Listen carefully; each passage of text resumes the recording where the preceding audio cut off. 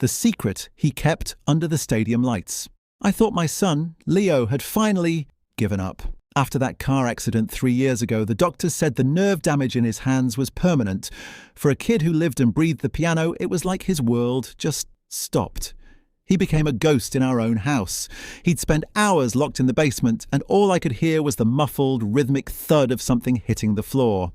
I figured he was just venting his frustration, maybe throwing a stress ball against the wall. It broke my heart, but I gave him his space. Then came his little sister Maya's high school graduation. The auditorium was packed, smelling like cheap floor wax and nervous energy. Maya was the valedictorian, and as she finished her speech, the principal announced a special musical tribute. I watched, confused, as Leo walked onto the stage. He looked pale, his hands shoved deep into his pockets.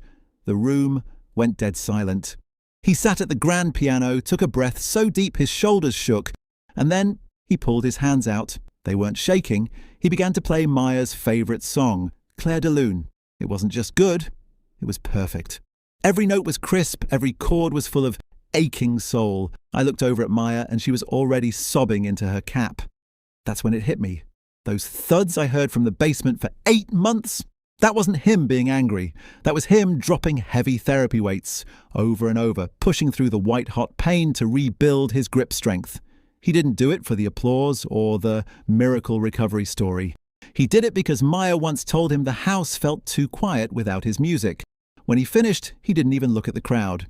He just looked at her, winked and whispered, "Congrats, kiddo." My son made the whole room cry that day, and I have never stood taller.